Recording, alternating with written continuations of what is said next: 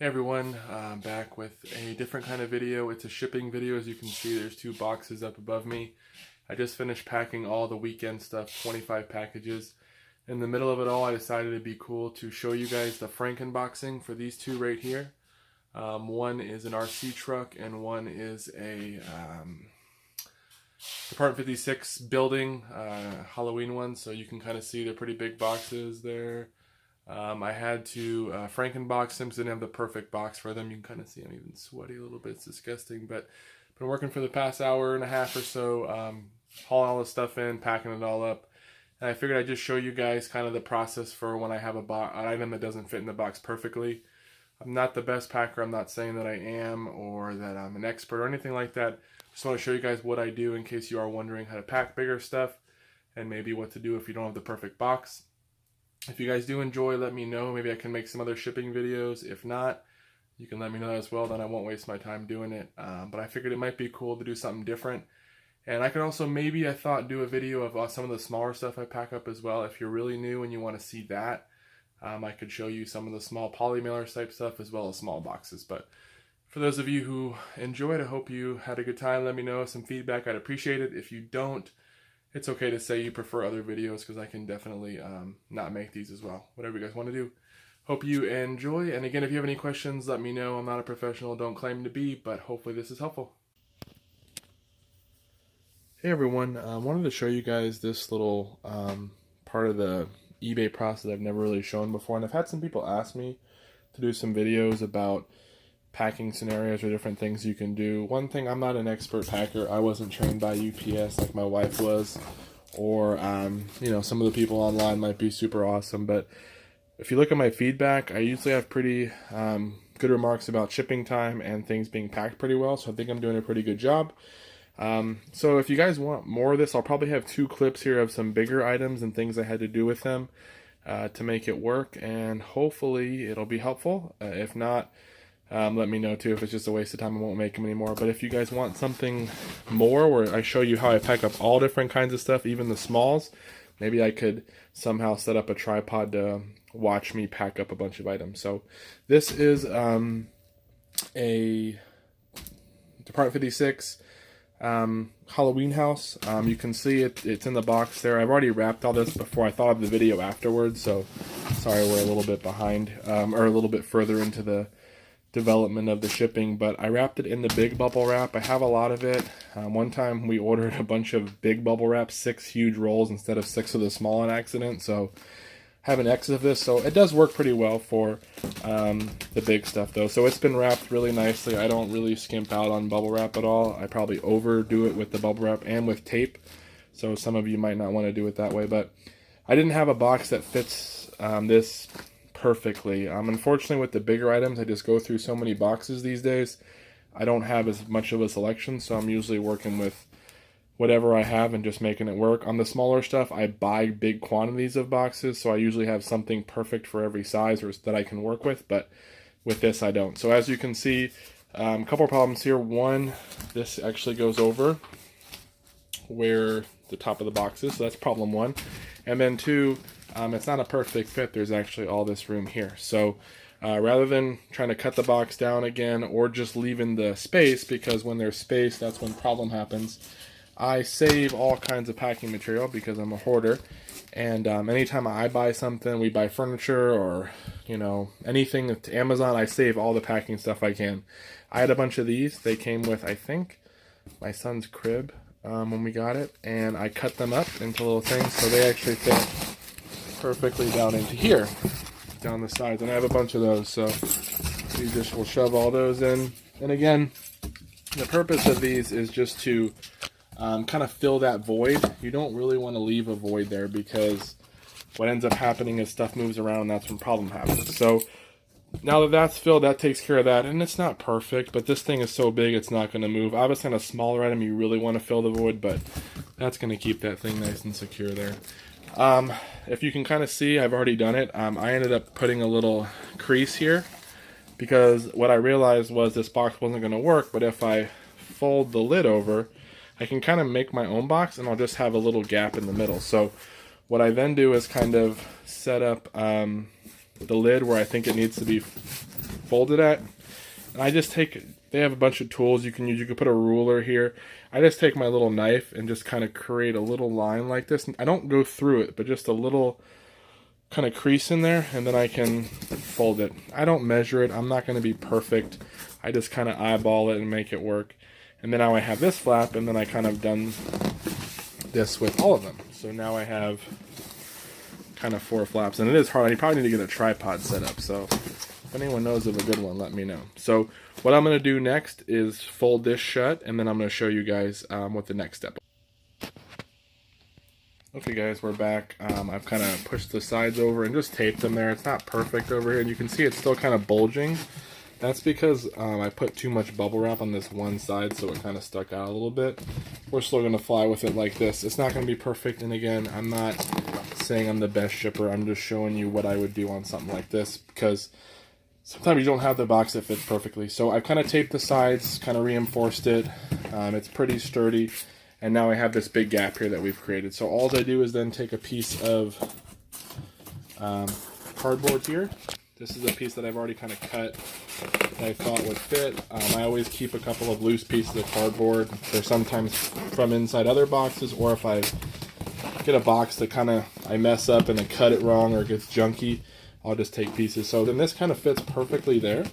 And what I'll probably do is, since I have another one, I'll probably double this one up just to add a little bit more reinforcement here, because that's where the opening is. So I'll put another piece here that'll support that, and then I'll put some tape across like this, vertically. I guess, yeah, vertically. So that way it'll hopefully really seal it down. And this is going to be the bottom. So the top will look nice. The bottom will be the part that looks a little junky. So that's what it's going to be. I'll show you the finished product here in a second. And again, I know it's not perfect. This is quick. It's a Sunday night before Christmas. I just want to get this one packed up.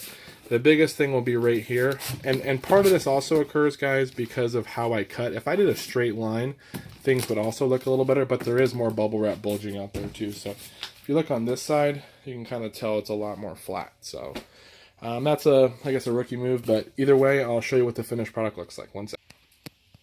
Okay guys, here we are back with it all wrapped up. As you can see, I'm like the tape king. I definitely overdo it. My wife used to, like I mentioned, work at UPS, the UPS store, and she was trained to pack. So we always kind of battle who can pack better. Obviously, I think I can, because, you know, you got to have confidence in yourself. But she's really good too. I've had her pack up stuff, and she said I use too much tape. I just have had people that I've talked to where, for whatever reason, boxes come open, someone gets an empty box at the delivered by the postal service with the contents missing. I don't want to take any chances on that, and tape is really not that expensive. And honestly, if I'm making money, I rather invest a little bit to make sure it's done right and I don't lose money. So as you can see, what I did was, hopefully I put tape vertically this way, and then went ahead and put some extra tape on the bottom. This thing is super sturdy, but also what you run into is these sides that you created are not as sturdy as the actual box, so I also run tape kind of down there just to reinforce it down the whole thing. And then we end up with what I would say is a halfway decent box. It's a little dirty here from when it was shipped out to us. This is one that we had used, and then I just got to cover up the old label. We have a bunch of stickers we put on there to cover up all the old information, then put a new label on. So that's what it looks like. You know, it's not perfect. Sure, it doesn't sit 100% level, but it is going to work. I know it's going to get there. And again, especially on the fly, if you don't have time to go buy a box at Lowe's or wherever you buy boxes from, or if you don't have something on hand, it's nice to be able just to kind of Frankenbox some stuff. So this is one of those cases. It's not the ugliest Frankenbox I've had, that's for sure, and it's definitely, like I said, going to do the job. It really doesn't look that bad. The only thing is it's kind of got that bulge right here, like I mentioned, and it doesn't sit perfectly 100%, you know, flat, but it's also not tipping over. It'll sit on its own when it's on its bottom. So, hope you enjoy. I'll maybe have another one on the back end of this, so we'll see how it goes. Okay, guys, here's another item that don't really have the ideal box for. Unfortunately, it's becoming a bigger theme now for the big stuff because, like I said, I'm selling so much more big stuff than I used to that I had a huge supply of boxes, but they just keep dwindling down, and I'm down to working with things that are not ideal. I don't know if I'll ever start investing in just regularly having big ones on hand, just because big stuff is so, it's hard to know when you're going to get it, how often, and the sizing of it can really vary. So this is the, which you probably won't see, but it came out of the fire lot. You may see it in the sales update later, but when I listed it, I actually listed it with a lot of the dust and kind of the grime on it. I mean, I wiped it down briefly, but I didn't spend a lot of time because I really wanted to list that it was as is in really poor condition. Sometimes I do that with things that are broken, or that I just want to really stress that it's as is and it's for parts or it's something. I'll show that it's not cleaned up, and I'll even mention that. And then usually when it's time to pack, I still do a nice good wipe down. I'm hoping to kind of overachieve on this one, where they think that it's in really poor shape and they get it, and it is still in poor shape, but maybe it's a little better than they thought. Versus getting it all cleaned up. I don't want to ever, try to upsell something and make it seem like it's way better than it is, because that's when you get bad feedback. When you list stuff that are either really truthful or even maybe a little bit too critical of it sometimes, you really can get happy buyers because they get something that's even better than they thought, and I've got feedback like that. So that's one of my strategies with stuff like this. But here it is. Really, the tires are already junk anyways, and I've listed that, so I'm not really too worried about them. There's a piece of something that fell in there. So that's the kind of stuff we want to get out. But so I don't have a box, but the tires are already junk, and I mentioned in the listing. So I found this box, as you can see here. So it kind of fits, but obviously the tires and everything are kind of right on the edge. So I think I'm going to work with it. I'm going to do something like I did, where I'm going to bubble wrap the interior of this guy, kind of put some reinforcement here on top of this on the bottom, leave the tires alone, and then once I have that bubbled in, then I'm going to cut my tops to make a new kind of base top for the box, and then I'll put another piece of that cardboard in here. So I'll show you guys what I do once I get this bubble wrap. Okay guys, here it is all wrapped up. You can see it still fits. I bubble wrapped the middle first. I even got the antenna tucked in there, and then I kind of worked the front a little bit and wrapped things around, and then went underneath. Not as much underneath, but just enough to cover kind of the ends there. Again, the tires offer some protection too, because they have like suspension on them. So, and with that said, like it was in the beginning, it still fits.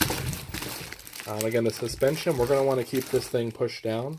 We don't want it to be expanded up when we list it, because then if you put pressure, it's going to push it down. So when we figure out the box height, we're going to want it to fit like that.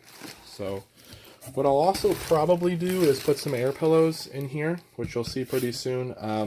I don't expect anything to go wrong, but it's just to be a little extra padding, or possibly some paper. So I'll work on that, and then also what we're going to do is, once we have this down, we need to start getting our cut here to change the height of our boxes. So when I come back, I'll show you. Okay guys, I haven't cut the cardboard yet, but I ended up going with paper instead of bubble wrap. Air pillows. Air pillows just weren't fitting perfectly. So I went with the paper. This is the kind of paper I use. It is like, almost like newsprint, I think. I bought it on eBay. I think I bought like 150 pounds of it. It works really well. I use it for all kinds of void fill. I actually prefer it over air pillows. Some people use the brown paper that Amazon uses. That works really well too. I like both this and that over air pillows, because air pillows can break. This just offers a little bit sturdier. Unfortunately, you get more weight, but I shoved some in here, underneath, some there, and then because it didn't fit exactly perfect, I put a layer down here like this, just so it kind of makes it a little more snug. So next I'm going to go ahead and measure out the cuts here, get those cut, and then I'll show you what it looks like. Okay everyone, here it is. I've cut the sides, and I haven't taped them yet. But this is kind of what you get once you cut them down, and you can see we'll have to fill this. The unit does actually get pushed down further. I'm not pushing all the way yet, so that'll actually make it sink a little bit. And then I have a nice piece of cardboard to put in the middle there. What I am going to do though is put some of the paper. You can kind of see the void created right there. I'm going to fill up where the tires are up to here and up to here, and then I'll tape everything shut, and then we'll put the centerpiece. Okay guys, here I got the sides just taped down enough where I could slide the piece in. It's like one of the pieces of tape coming undone. It's just to really hold it right now. I wanted to get this in. You can see it's gonna, again, it's not gonna be perfect, but it's gonna give us a nice thing here. We're gonna put some tape down the sides and then go across the bottom. I'll show you what it looks like. Okay everyone, here we are. This is the finished product. As you can see, again, lots of tape, but when you're Frankenboxing, tape is your friend. We got tape across the sides, we got tape vertically. I'll use the top for this one. Usually I don't, but this one is bulging a little bit, which is okay. Things safe in here, I feel happy with it, but we'll make this the top because the bottom's almost perfect. It's a U-line box, so that's already taped up. You can see I reinforced the sides a little bit going across, and right here, that's where you made your cuts, so you want that to be strong. Overall, I think it's going to work. I don't think there's going to be any issue. There's enough bubble wrap and void filler in there with the paper. It's not going to go anywhere. This will probably go FedEx based on the size, and honestly, I've had pretty good success with them delivering stuff. Again, this is just showing you Frankenbox stuff. I'm not saying do this on every box. Obviously, I hope to have the right box that fits. So by the time I bubble wrap it, pack it in there, it's a beautiful snug fit, maybe a little void filler, and then we're ready to go, and I don't have to alter a box, because clearly boxes that are used for the size and the way they're supposed to be are going to be generally stronger, better than this, because we've had to make cuts and kind of compromise the box a little bit to make it work. But the reality is sometimes you don't have the box on hand. It's a last minute thing. It's just a weird shaped item. It could be a lot of different things.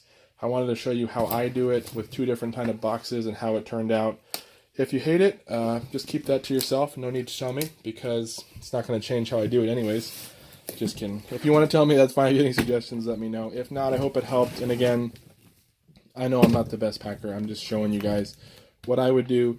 If you want to see other packing videos, maybe like I said, where I get a tripod set up and show you how I pack a whole weekend worth of stuff. If I got enough people interested, I could probably try to get the tripod and set that up.